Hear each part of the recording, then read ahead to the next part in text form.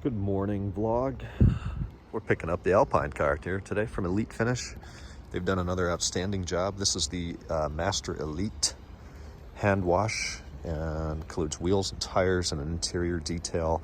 It's not polishing or ceramic coating, but with as dirty as this thing was, customer picks it up tomorrow. Look at it now. Oh, those wheels. Such an improvement. Get a look inside. Yeah. The leather still needs a little bit of reconditioning, but what a difference. What a difference. It's white again. Thing is, these white cars, they just turn off-white and get a little crusty.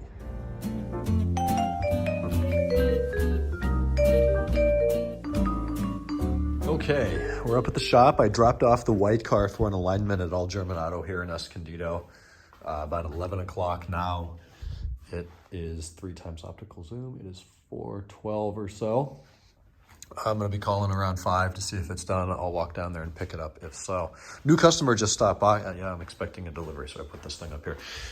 May 2003, E39 M5, sterling gray. The car's not out here. He just left, but he just got it. 150,000 miles, fully loaded, clean title, original paint. It's on ground control coilovers that look like shit. It's got a muffler delete and black kidney grills, but otherwise it's clean stock and original. Really, really nice car. Guy's thrilled with it. Got it for an amazing deal. So I've been hanging out with him for a little bit. He bought a bunch of parts, and he's a really nice guy. So we've been doing that.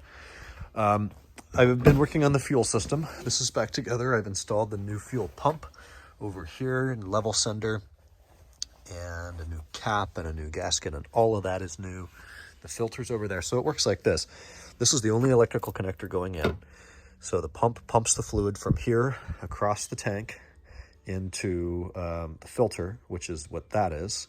Goes into the bottom of the filter, goes through the filter, comes out the top, and then that black hose you see right there is what goes on the outside of the fuel tank, down under the car, and then along the side of the chassis up to the engine, where I disconnected it from the engine and plugged in a piece of fuel hose, that piece of fuel hose, and then with the new pump in there, used INPA and the DNE to turn the pump on manually for 30 seconds and get that much fuel out of it, just to clear out the lines of not only air, but old, potentially bad gasoline.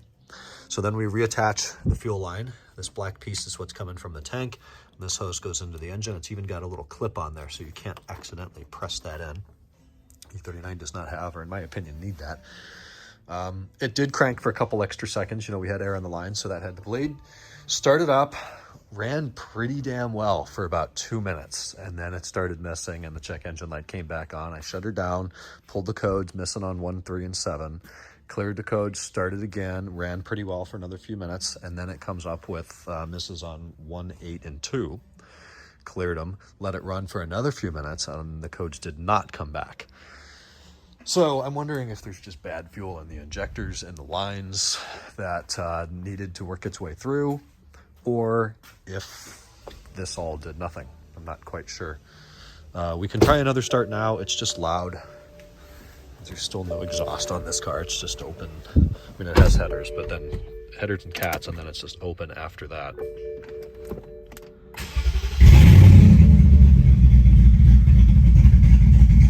It sounds a little rough. Yeah, and there's the check engine light. So it is still missing. I could try to drive it a little bit and just pump some more fuel through it, but something here is just not right.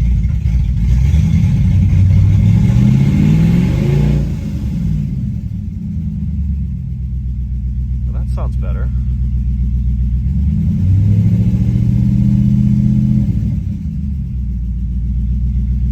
Does this thing have hydraulic lifters? I hope so. That sounds like a sticking lifter up there. Oh, pull codes, see what we got. Okay, we had 4 codes. For some reason, it's all in German. Once I reset those, the engine got a lot smoother. We're at a pretty happy low 500 RPM idle now. It's nice and smooth. The code we get is this, which is something with the thermostat. Oh, there, I'm not touching the throttle. There's that misfire. So let's see what comes back. In a second, we'll get the check engine light. You can hear that additional putt. Is there just bad, do we have a bad injector? But it's random, completely random across the cylinders. That's what doesn't make sense. Any second now, we should get that check engine light. We're gonna have an extra code. Read, just that one. Come on. Throw me a code. There it is. Okay. That's Misfires sum check error, followed by what cylinder? Oops. Cylinder 8. So now cylinder 8's missing. So we'll clear. And it kind of felt like that cylinder came back online, but it's not. So we'll go back to read. We still just have the one error. We pump some more fuel through it.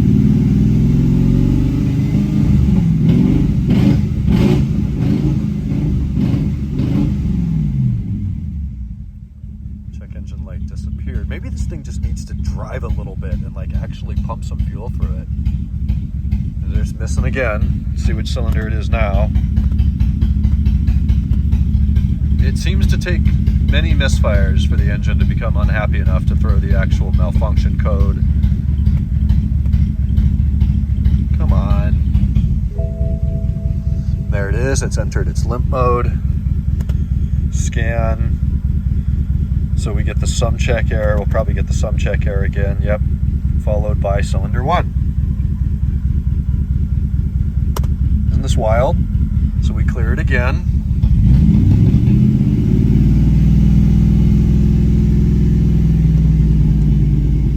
That's a pretty happy idle. Smoothly on 8 cylinders at just a touch over 500 RPM.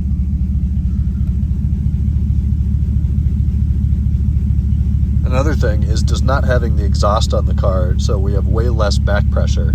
I don't think that's enough to make it miss though. I really don't, because I've run cars without exhausts on them and they're loud. Maybe you lose some torque with like less back pressure, but that's about it. It smells like oil.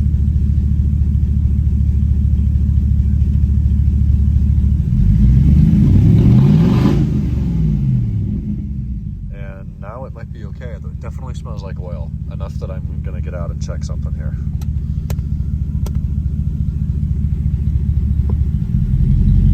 Oh, and here's another weird thing. There's the clutch in, clutch out. This is all neutral. Floor, released. Floor, released. So why does pressing the clutch in increase the revs? The terrible low sodium lights at Costco make everything look yellow. My blue phone case actually looks red right now.